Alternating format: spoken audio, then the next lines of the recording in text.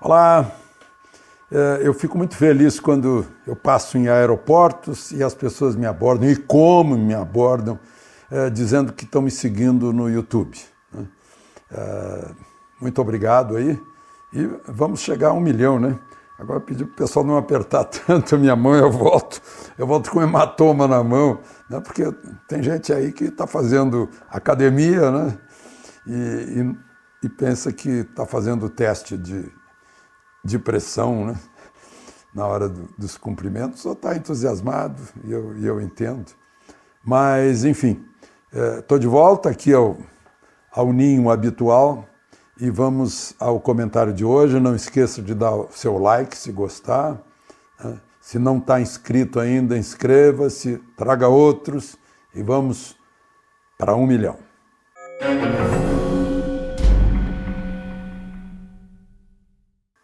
Bem, eu disse ontem que a principal notícia de ontem era o problema Bolsonaro versus PSL, né? Que ele falou que o presidente do PSL, Luciano Bivar, está queimado, que esquece o PSL.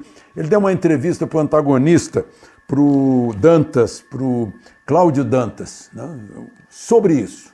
Então, eu vou dar uma resumida na entrevista para vocês sentirem o que está acontecendo, né? De que Bolsonaro está reclamando, né? Ele está reclamando agora, há tempo, antecipadamente, para que o partido não tenha surpresas na eleição municipal do ano que vem, né? Ele está se queixando da postura da cúpula partidária em relação às eleições municipais. Ele diz: o PSL tem que se acertar, cada estado tem que ter um comandante, tem que se organizar, tem que ter um compliance, investir fundo partidário. Depois eu quero falar um pouquinho sobre essa história do compliance, né? Depois que a gente puser as outras considerações dele. Ele diz que tem que ter esse compliance para receber denúncias, né? Com transparência, né? Que o PSL pega mais de 8 milhões por mês do fundo partidário. Imagine o que ele vai dizer agora. Mas espertalhões queimam a largada para 2020, olhando o próprio umbigo, né? Nem todos os diretórios receberam. Eu estou fazendo um resumo da entrevista. A bancada é grande, mas tem que deixar de lado a vaidade, a arrogância, a petulância de alguns. Isso eu noto.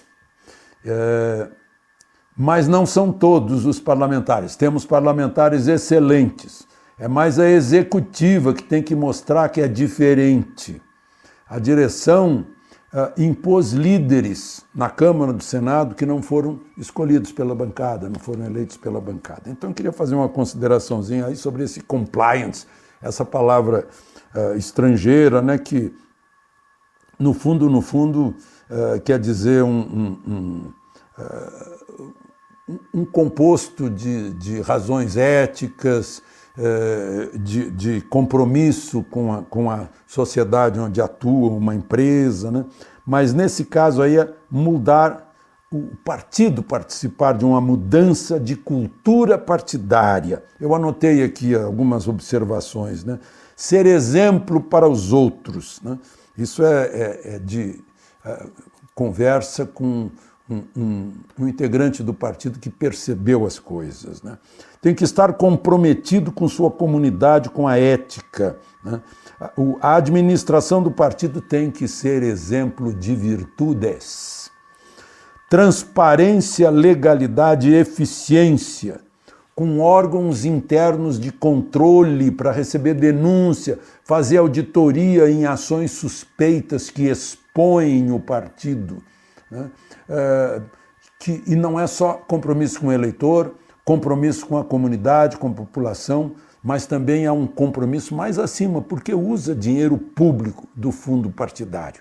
Eu estou falando nisso que é para servir para qualquer partido, né? Se alguém quiser mudar o país, tem que mudar os partidos políticos, né? Fala assim, reforma política como a mãe de todas as reformas, para mudar a representatividade, a representação, deixar mais autêntica. Eu, por exemplo, acho que tem que ser voto distrital, que aproxima mais o representante do representado, o mandante do mandatário, né, e vice-versa.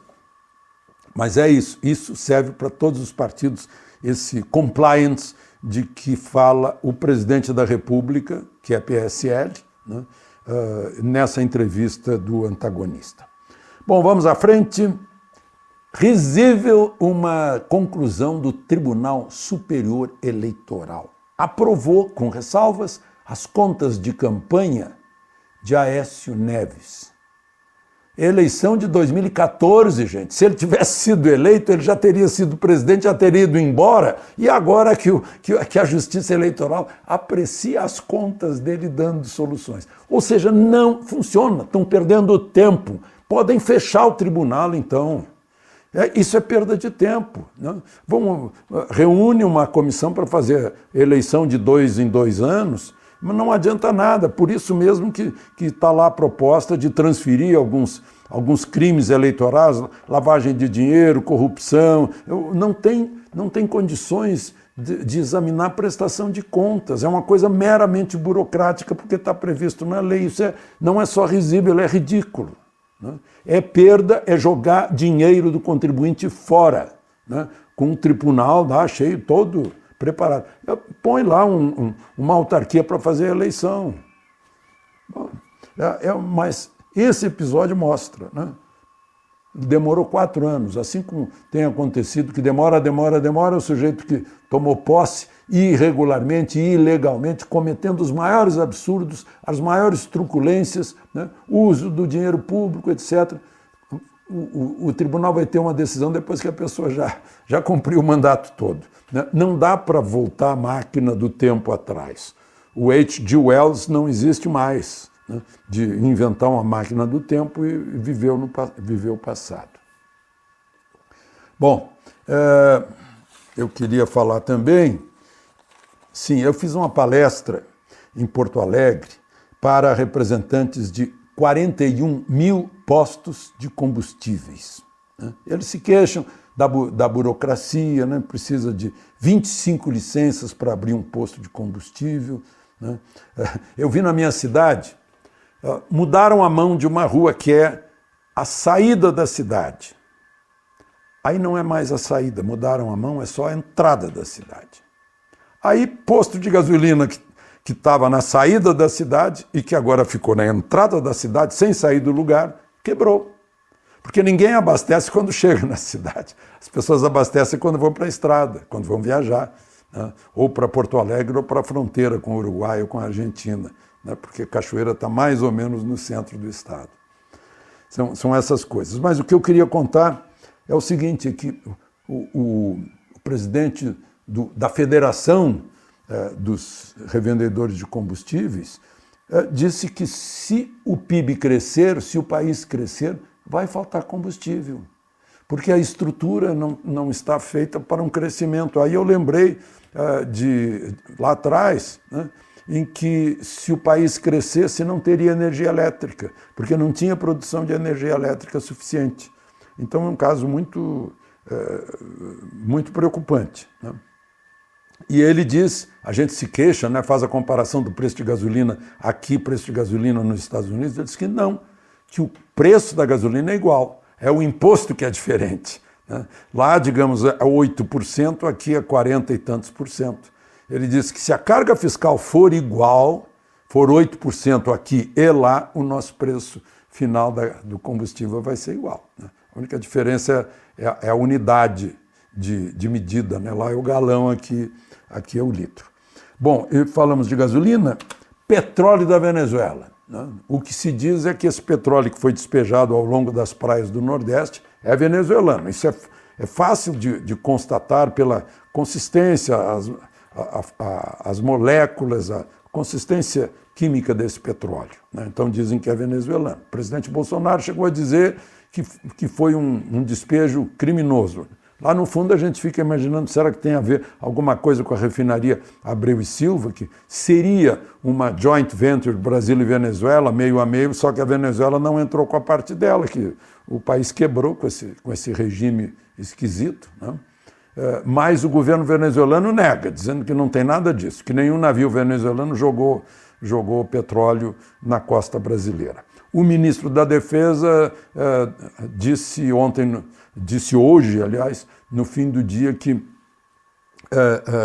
não dá para afirmar nada ainda, né? Ainda está havendo investigação. E queria registrar, Dia da Criança, as solturas para festejar o Dia da Criança, né? A dona Nardini, né, matou a filha, mas vai festejar o Dia da Criança. A dona Richthofen matou os pais, vai festejar o Dia dos Pais. A dona Kodama matou e esquartejou o marido, vai festejar também, né? Para a gente pensar a respeito disso.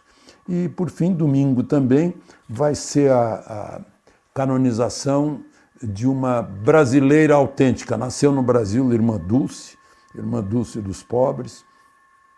Vão para lá o vice-presidente da República, presidente do Senado, presidente da Câmara, o procurador-geral da República, que é baiano, o ex-presidente José Sarney, né, e milhares de baianos vão para lá.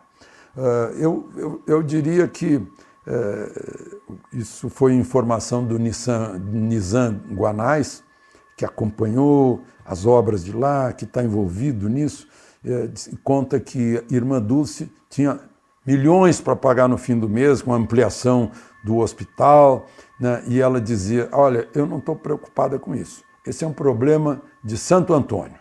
Santo Antônio é que vai ter que resolver. Sabe quem era o Santo Antônio?